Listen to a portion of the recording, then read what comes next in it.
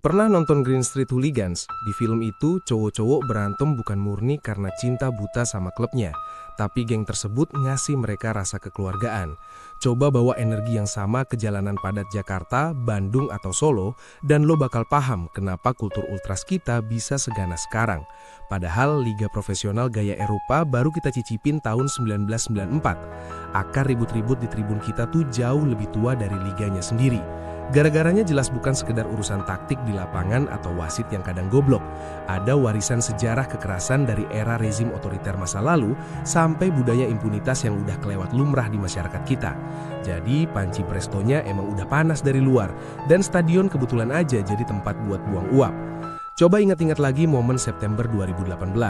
Kasus Haringga Sirla atau Muhammad Rofi 2 tahun sebelumnya nyumbang deretan korban nyawa yang puncaknya meledak parah di Kanjuruhan. Gue perhatiin walau sekarang PSSI di bawah Erick Thohir rajin ngampanyein transformasi supporter, nyatanya gesekan di akar rumput tetap aja kejadian. Kemarin di awal tahun 2026 aja masih ada ketegangan oknum bonek dan Viking di Surabaya. Sanksi denda dari FIFA atau larangan supporter away seringnya cuma masuk kuping kanan keluar kuping kiri. Kenapa? Karena aturan-aturan itu gagal nebak motivasi aslinya. Permusuhan antar kubu ini sifatnya udah tribal banget. Mereka ributin urusan harga diri, wilayah kekuasaan, dan pengakuan dari kawan sekelompok. Bisa dibilang rebutan 3 poin di papan klasemen itu cuma bonus. Kalau di lapangan bola lo pasti familiar sama taktik gegenpressing. Nah, di dunia nyata, anak muda dari kantong kemiskinan kota lagi di gegenpress setiap hari. Lingkungan padat penduduk, susahnya cari kerja dan masa depan yang mentok, terus-terusan nekan mental mereka sampai habis.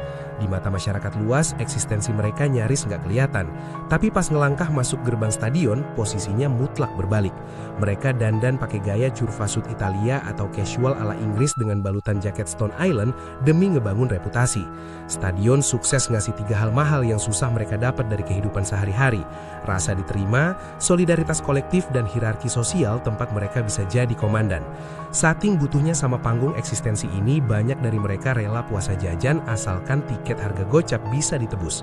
Fandom sepak bola menjelma jadi katarsis sosial yang paling masuk akal buat lari dari kerasnya hidup.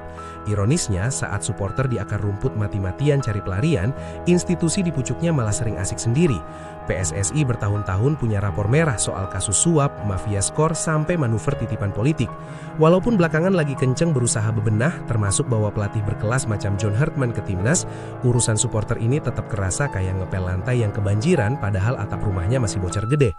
Kalau ekosistem elitnya gampang diakali, wajar dong kalau respons aparat dan federasi buat ngatasin gesekan supporter selalu kerasa tambal sulam. Pada akhirnya, kultur ultras di Indonesia sebenarnya cuma cermin retak dari wajah sosial politik bangsa ini. Koreografi, chant, flare yang bikin sesak napas, sampai bentrokan fisik di jalanan punya arti yang sama. Cara anak muda teriak biar mereka diakui keberadaannya. Kalau misal besok pagi sepak bola mendadak dilarang tayang di negara ini, energi marah dan frustasi itu pasti tetap nyari medium lain buat meledak. Penyakit aslinya bersarang di ketidakadilan sosial, dan sepak bola ya apesnya cuma jadi etalase tempat semua kebobrokan itu dipajang terang-terangan.